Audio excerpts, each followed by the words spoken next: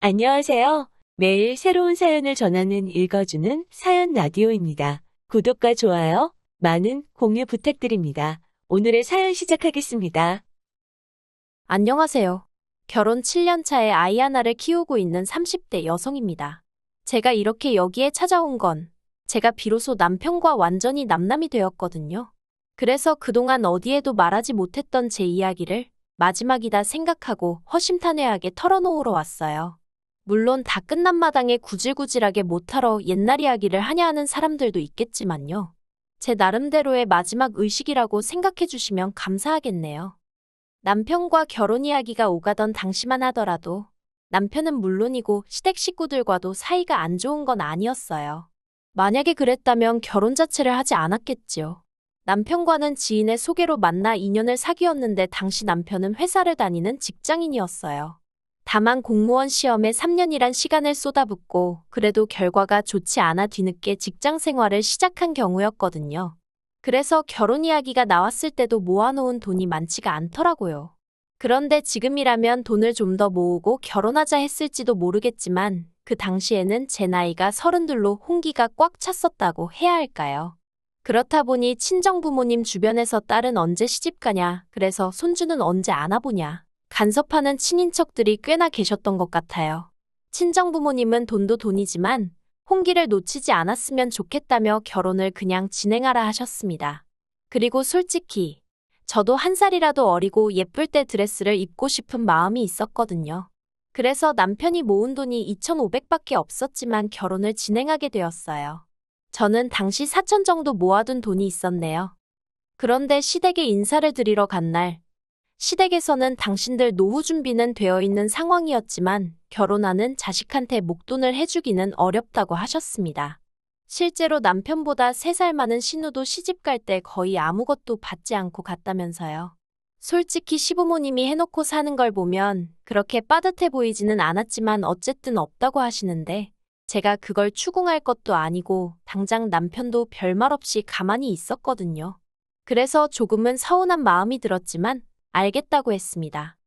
그렇게 7천이 조금 안 되는 돈을 가지고 신혼집을 알아보기 시작했어요. 그런데 저희가 가진 돈으로는 선택지가 많지 않더라고요. 아무리 발품에 손품, 눈품까지 팔아봐도 제대로 된 집에 들어가기란 하늘의 별 따기처럼 느껴졌달까요.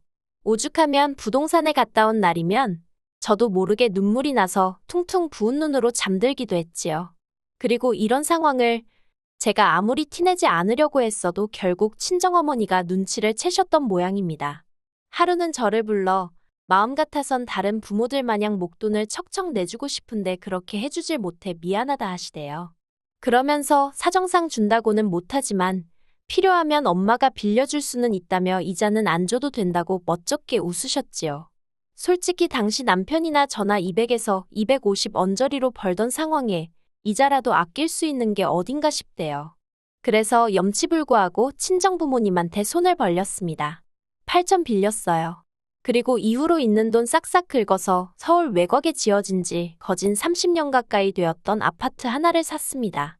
그리고 이걸로 시부모님하고 결혼 초부터 갈등을 빚게 되었어요. 결혼하고 나서야 알게 된 게 시부모님이 아예 돈이 없으신 게 아니었습니다. 신우가 빈손으로 시집을 갔다는 것도 거짓말이었어요.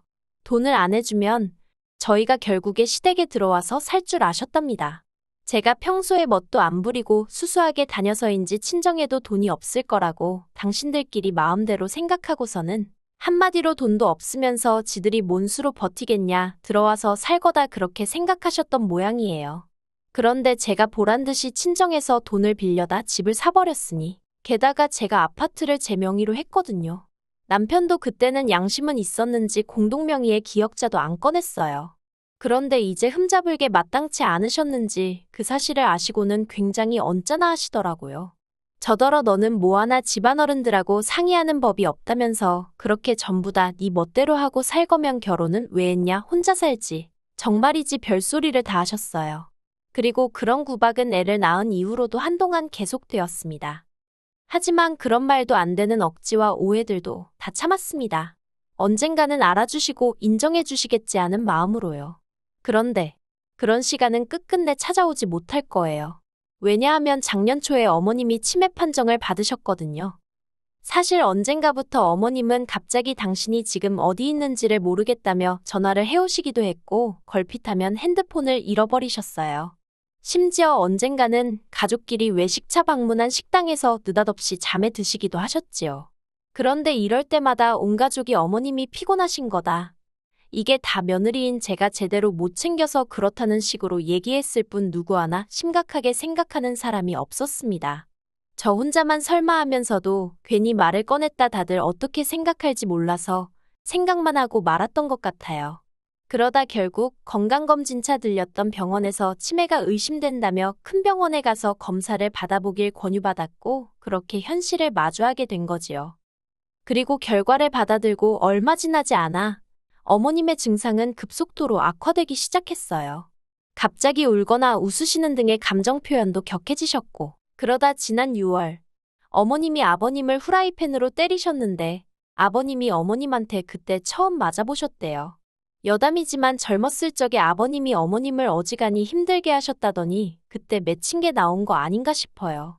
아무튼 그러면 아버님도 어머님이 어쨌든 환자니까 그냥 넘어가 주셨으면 좋았을 텐데 그 와중에 어머님을 같이 때리셨나 봐요. 그나마 그 현장을 타이밍 좋게 신호가 봐가지고 그래도 어쨌든 집안이 시끄러웠습니다. 정말이지 그때를 생각하면 지금도 아찔하네요. 그리고 보다 못한 제가 남편한테 조심스레 요양원 이야기를 꺼냈습니다. 그런데 남편은 아주 난색을 표하면서 일단 자기 누나랑 얘기해보겠다고 하더라고요. 그런데 얼마 후 신우가 연락을 해와서는 저더러 시댁 근처로 이사를 하라더군요. 아버님 혼자서 어머님을 어떻게 돌보냐면서 자식들이 옆에서 들여다봐야 하지 않겠냐고요. 저도 물론 아버님이 힘드실 건 잘 알고 있었습니다. 평생을 대접받고만 사시던 분이 갑자기 아이가 되어버린 어머님을 돌보며 살려니 여러 가지로 애로사항이 많으셨을 거예요. 하지만 저는 아이 때문에라도 친정의 도움이 필요했는데 시댁 근처로 이사를 했다간 친정하고 거리가 1시간 넘게 멀어져 버리니 그럴 수가 없었지요. 그리고 전업인 신우와 달리 저는 맞벌이를 하고 있었기 때문에 시간적 여유가 없었어요. 제가 회사를 관둬도 될 만큼 남편이 월급을 많이 받는 것도 아니었고요. 그래서 결국 합의한 게 저더러 주말마다 아이를 친정에 맡기고 시댁에 내려오랍니다. 와서 아버님이 미처 하지 못하시는 집안일들을 해드리라나요. 솔직히 이미 평일 내내 일과 육아로 지치는 생활이었는데 주말까지 반납하고 일하라고 하니 세상 천지 어느 며느리, 아니 자식이라도 좋을 리가 없었지요. 그래도 어쩌겠나 싶대요.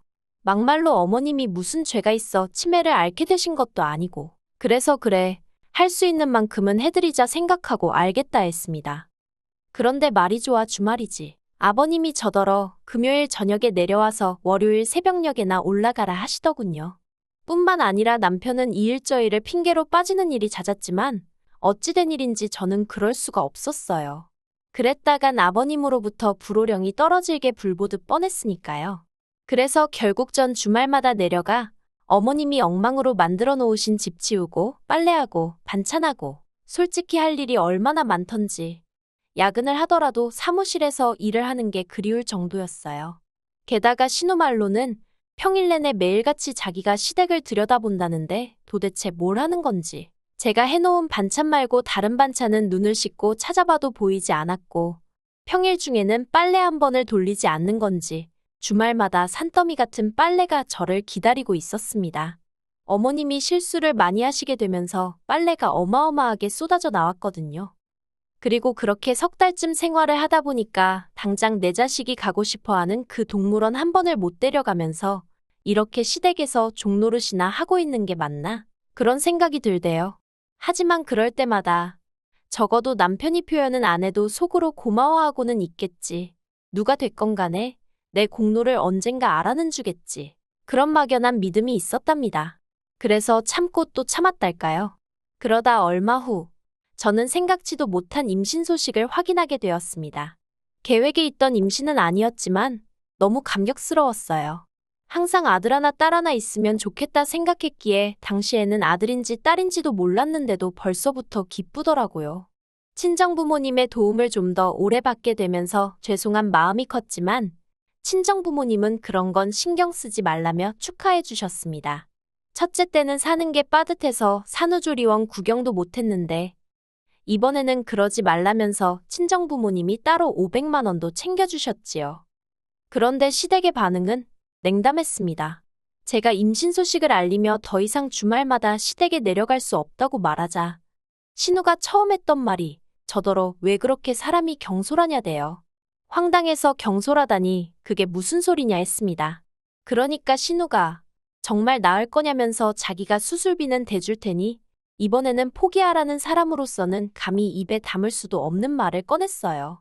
미안하지만 자기한테는 자기 어머니가 더 소중하다면서 저한테도 있는 사람부터 챙기는 게 맞지 않냐며 생각을 잘 좀 해보라고요. 제가 말도 안 되는 소리라고 나을 거라 했습니다. 그랬더니 아버님은 한다는 말씀이 그래 나으려면 나아라. 그런데 애 낳는 거랑 시댁에 내려오는 거랑 무슨 상관이냐입니다. 제가 체력적으로 힘들어서 안 된다고 했더니 그러면 회사를 관두고 아예 시댁에 내려와서 지내면 되겠다나요. 한참을 듣고 있다가 어이가 없어서 두 분 다 진심이시냐 했습니다.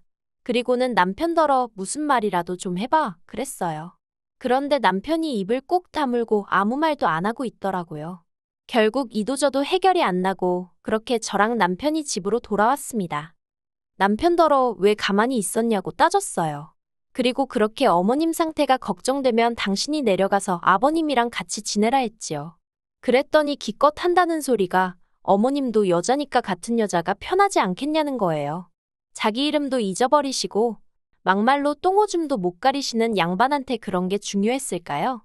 도무지 말이 통하는 것 같지 않아서 남편더러 난 이제 두 손 두 발 다 들었다고 알아서 하라 했네요. 그러자 남편은 무슨 딱따구리도 아니고 계속해서 같은 말을 반복했어요. 기왕 시작한 거 조금만 더 해주면 안 되냐고요. 그러더니 급기야 한다는 말이 저더러 저러다 어머님 돌아가시면 후회 안 할 자신 있냐대요. 어이가 없어서 남편더러 당신은 자신 있냐고 물었습니다. 그랬더니 또 묵묵부답. 그런 의미 없는 말다툼을 몇 번이고 반복해야만 했어요. 그리고 스트레스 때문인지 결국 일주일 후에 저는 아이를 떠나보내야만 했습니다. 유산을 한 거지요. 수술을 마치고 병원에 누워있는데 하염없이 눈물만 흘렀어요. 그런데 그때 병실에 남편하고 신우가 들어오더니 그러면 언제부터 움직일 수 있는 거야? 이번 주말에는 움직여도 괜찮다지? 아버지가 걱정이 많으셨어. 그럽니다. 온몸에 소름이 쫙 끼치더라고요. 피는 못 속인다더니 이것들이 사람이 맞나 싶었지요. 저는 둘에게 나가달라고 내 평생 시댁에 가는 일은 없을 거다 했습니다. 주변에 사람들이 있어서인지 둘 다 얼굴만 울그락불그락거릴 뿐 뭐라 말은 더 안 하대요. 그리고 퇴원 후 저는 친정으로 향했습니다. 그때부턴 친정아버지와 함께 움직였어요. 부동산에 집도 내놓고 가정가구도 하나씩 정리했습니다. 제 짐도 전부 다 친정으로 옮기기 시작했고요. 참고로 유산을 확인한 날 이혼하는 쪽으로 마음이 완전히 돌아섰거든요. 유산의 원인이 시댁 식구들 그리고 특히나 남편이라는 건 너무나 확실했기에 그러면 제가 죽으면 죽었지 제 자식 죽인 사람하고 살부대끼면서는 살 수가 없었으니까요. 남편이 자꾸 제 연락을 피해서 남편 회사에 등기로 이혼 서류를 보냈습니다. 그런데 남편이 다 찢어버렸다면서 100번 1000번을 보내보라고 자기가 도장 찍을 것 같냐면서 연락을 해왔어요. 그래서 제가 그러면 변호사 선임하겠다 했습니다. 그랬더니 진짜 그렇게까지 해야겠냐면서 자기더러 어쩌라는 거냐대요. 그러면 뭐 아픈 어머니를 버리기라도 하라는 거냐면서. 그래서 제가 남편더러 당신이 뭘 얼마나 했는데 어머님을 버리기식이나 하냐 했습니다. 그리고는 나는 당신한테 이제 기대하는 것도 바라는 것도 없으니 이혼 서류에 도장이나 찍어달라 했어요. 그리고 저는 아버님으로부터도 연락을 받게 되었습니다. 아버님은 아무리 세상이 달라졌어도 이혼하면 여자만 손해라면서 저더러 나갈 거면 제 몸뚱이만 나가라고 당신 핏줄은 두고 가라대요. 생전 손자한테 용돈 10,000원 쥐어줘 본 적 없으신 분이 그제서야 핏줄 어쩌고 하시니 웃겼어요. 그래서 알겠다 했습니다. 솔직히 아버님한테 제 아들을 맡길 생각은 추호도 없었는데 평소 아버님은 툭하면 말도 안 되는 걸로 으름장을 놓곤 하셨거든요. 그래서 저도 세게 한번 나가본 거지요. 그리고 아니나 다를까 제가 지금 아이를 시댁에 데려다 놓을 거냐 하니까 갑자기 당신이 키울 건 아니라면서 일단 기다려보라며 한 발 빼시더라고요. 그리고 그제서야 신우가 저더러 미안하다며 연락을 해왔습니다. 자기가 딸이니까 자기가 좀 더 들여다봤어야 하는데 자기 먹고 사는 게 빠듯해서 저한테 의지를 많이 했었다나요.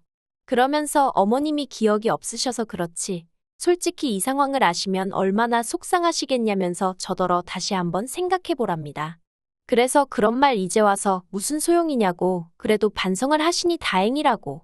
어머님 살아계신 동안 이제라도 그동안 못한 딸 노릇 똑바로 하라 했어요. 그리고 저는 친구 소개로 이혼 전문 변호사를 소개받았습니다. 다행이라고 해야 할지 친정 부모님한테 돈 빌려서 집을 살 때 세무사의 조언을 따라서 증여받은 것처럼 샀거든요. 그렇다 보니 집값이 상당히 올랐는데도 남편하고 나눌 게 없었어요. 정말 그땐 안도의 한숨이 나오대요. 솔직히 이혼하고 나면 혼자서 아이를 어떻게 키우나 걱정이 많았으니까요. 그리고 핏줄 타령하던 시댁 식구들도 막상 제가 이혼 소송 걸겠다니까 애 내놓으라 소리를 안 하더군요. 아무튼 여러 가지로 대단한 집구석이다 싶었습니다. 그리고 결국 소송 대신 협의 이혼했어요.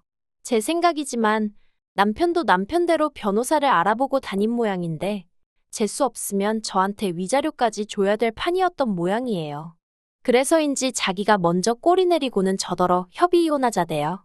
저도 남편하고의 관계를 질질 끌어가고 싶은 마음은 없었기에 그러자 했고요. 그렇게 저희가 남남이 되었어요. 솔직히 이혼녀라는 타이틀을 가지고 혼자서 아들을 잘 키울 수 있을지 걱정도 되고 두렵고 떨립니다. 지금보다 더 강한 엄마가 되어야겠지요. 저에게 마지막으로 바람이 하나 있다면 나중에 아이가 저를 이해해주면 좋겠다는 거예요. 엄마는 그저 너에게 행복하고 안정된 가정을 주고 싶었다는 걸. 긴 이야기 들어주셔서 감사합니다. 오늘의 사연은 여기까지입니다. 구독과 좋아요, 알람 설정해주시면 앞으로 더 좋은 사연으로 찾아오겠습니다. 감사합니다.